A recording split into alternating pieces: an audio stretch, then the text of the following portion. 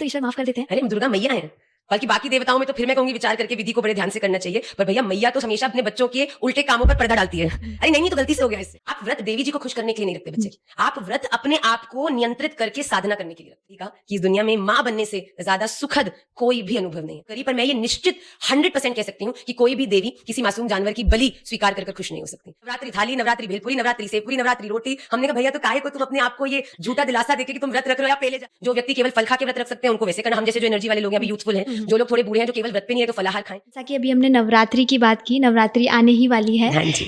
जगत माता का त्योहार कहलाता है नवरात्रि।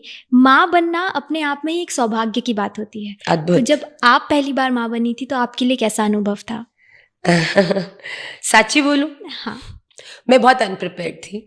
मैं जब मैं 22 इयर्स की थी, मेरा विवाह हो के चुका था, 6 मंथ्स ही हुए थे, और तब पहली बार ठाकुर जी ने मेरी बड़ी वाली लाली रूपी कृपा मुझे प्रदान करी। तो मैं बड़ी अनप्रिपेयर्ड थी और इतनी मैच्योर भी नहीं थी उस समय। तो जैसे ही मुझे पता चला तो मैं तो ओहो ये क्या हो गया, और मैंने अपनी मैया को फ़ोन किया, महाराज जी को बताया।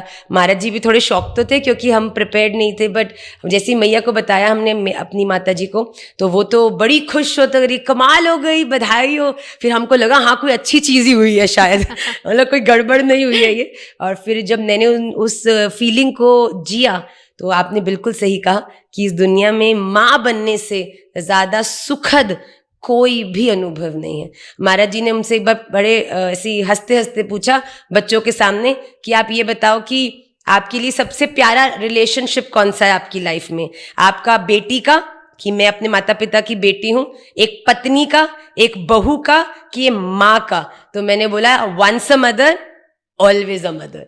एक माँ के लिए उसके बच्चे सबसे पहले हैं धरती की सब चीज़ों के कंपैरिजन में। तो आई थिंक सबसे सुखद जो एक अनुभूति होती है वो माँ बनकर ही होती है। बहुत ब्यूटीफुल है, और सबको इसको, आजकल लोग बहुत डरते हैं इस चीज़ से, पर भैया ये आप डरते हो क्योंकि आपको डराया जाता है, क्योंकि आप केवल बैड एग्जाम्पल्स को ही देखते हो। पर मैं आपको सच्ची कहूँ, जब आपका बालक आपके सामने हंसता है, खेलता है, बड़ा होता है, तो आई थिंक आपको उसके अंदर ही इस दुनिया में जो जगन्नाथ है उसका दर्शन हो जाता है। क्या बात। तो बहुत सुंदर रिलेशनशिप है और सबको एक्सपीरियंस करना चाहिए।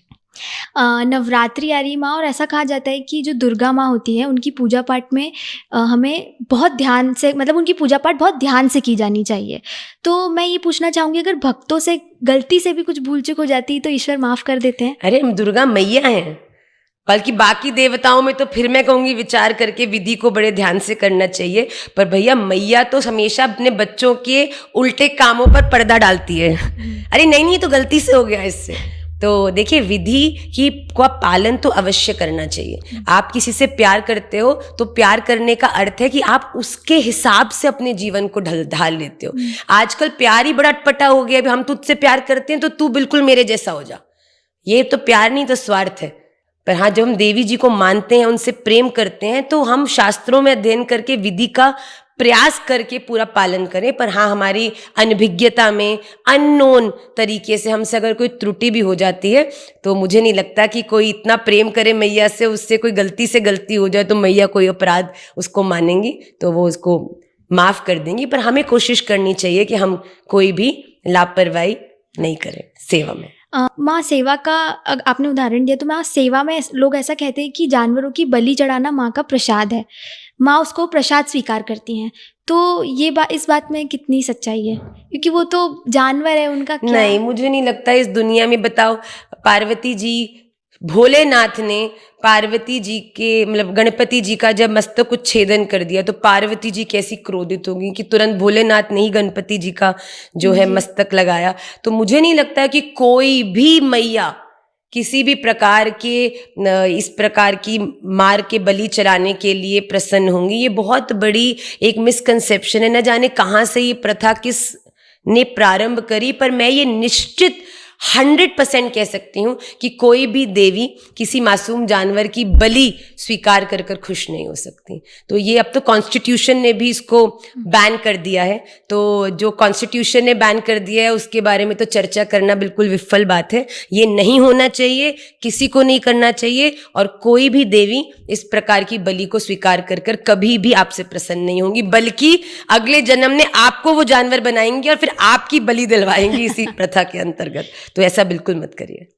माँ, नवरात्रि में व्रत भी रखा जाता है, तो कुछ लोगों का तो ये कहना है कि हमें ईश्वर नहीं बोलते कि हम उनके लिए इतना भूखा रहें, और आजकल तो व्रत का मतलब ही सबने पूरा बदल दिया है, नए नए तरीके की चीज़ें ला दी हैं। तो व्रत हमें तो बहुत हंसी आती है, क्योंकि नवरात्रि के व्रतों में नवरात्रि का तो एक अलग ही पूरा हर रेस्टोरेंट का एक सेगमेंट बन जाता है। नवरात्रि थाली, नवरात्रि भेलपुरी, नवरात्रि सेवपुरी, नवरात्रि रोटी। हमने कहा भैया तो काहे को तुम अपने आप को ये झूठा दिलासा देके कि तुम व्रत रख रहे हो या पहले जा।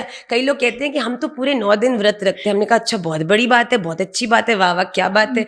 तो हमने कहा तो आप कुछ नहीं ग्रहण करते? कहते नहीं नहीं, केवल 2 समय नवरात्रि की थाली ग्रहण करते हैं, सुबह उठ के नवरात्रि के आलू खाते हैं, रात में वो पूरा मेवे वाला दूध पीते हैं। मैंने कहा वाह भैया, इतना नॉर्मली में तो खाते नहीं होंगे जितना नवरात्रि में ठूस मरते हैं। तो भैया ये कोई व्रत नहीं होता। बताओ, देवी जी भी हंसती हैं कैसे मेरे चंचल बालक हैं। नवरात्रि में व्रत का मतलब तो व्रत का मतलब है नियंत्रण। आप व्रत देवी जी को खुश करने के लिए नहीं रखते बच्चे, आप व्रत अपने आप को नियंत्रित करके साधना करने के लिए रखते हो। आप जब व्रत रखते हो ना, तो आपकी जो इंद्रियां हैं वो आपके कंट्रोल में आती हैं। जब जैसे कोई व्यक्ति जैसे आप देखो, जैसे एकादशी व्रत होता है, तो जिस दिन हमको पता है एकादशी है, हमारा दिमाग सेट होता है कि आज कुछ खाना ही नहीं है, तो ना बुद्धि चलती है क्या खाना है, क्या भूख लग रही है, उसमें चलती नहीं। पता है आज एकादशी, आज साधना करनी है, आज कुछ एक्स्ट्रा करना है, आज खूब ठाकुर जी से लाड़ लड़ाना है, आज तुलसी अर्चना करनी है, आज ये करना, आज क्लास लेनी है। तो उसी प्रकार से जब नवरात्रि में आप ये 9 दिन के व्रत रखते हैं, इसके माध्यम से आप भोजन को जीतते हैं अपनी जिंदगी में। जब तक आप अपनी लाइफ में जिन चीजों से आप अटैच्ड हैं उन पर विजय नहीं करोगे ना, तो उनमें उलझे रह जाओगे। सुबह उठ के पति ने पूछा क्या बनाया जी, ये बनाया, वो बनाया, वो बनाया, पूरी दोपहर में इतना सारा खा मरा कि उसके बाद पुदीन हरा खा रहा है। अभी पुदीन हरा खा के पेट थोड़ा हल्का ही हुआ था, पत्नी ने बोला आप आराम कर लो। कहता है आराम तो बाद में करूंगा, तू ये बता रात को क्या बनाएगी।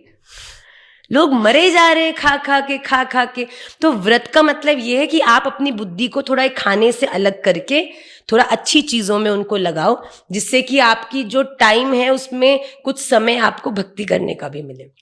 बिल्कुल। तो व्रत का अर्थ है अपने आप पर नियंत्रण करना, अपनी सोच को सही दिशा में ले जाना, अपनी इंद्रियों को सही जगह लगाना, जैसा कि आप पूजा करना, विधि करना, माला करना, ये सब करके आप व्रत को सफल करते हो केवल। और व्रत की भी अपनी, मतलब मैं ये नहीं कह रही कि भैया सब लोग बिल्कुल खाना बंद कर दो, पता अस्पताल पहुंच जाए। यथाशक्ति जो व्यक्ति केवल फल खा के व्रत रख सकते हैं उनको वैसे करना। हम जैसे जो एनर्जी वाले लोग हैं, अभी यूथफुल हैं, जो लोग थोड़े बूढ़े हैं, जो केवल व्रत पे नहीं रहे तो फलाहार खाएं। जो फलाहार भी नहीं खा सकते तो चलो थोड़ा सा जैसे कूटू का होता है, इस प्रकार का व्रत में खाएं, थोड़ा बहुत एक समय का खाएं जिससे ऊर्जा रहे, और जैसे आपकी शरीर मानता है। पर ये नहीं है कि व्रत का मतलब है कि चलो अन्न तो खाना नहीं, बाकी दुनिया की हर चीज खा मरो। ये व्रत का अर्थ नहीं है।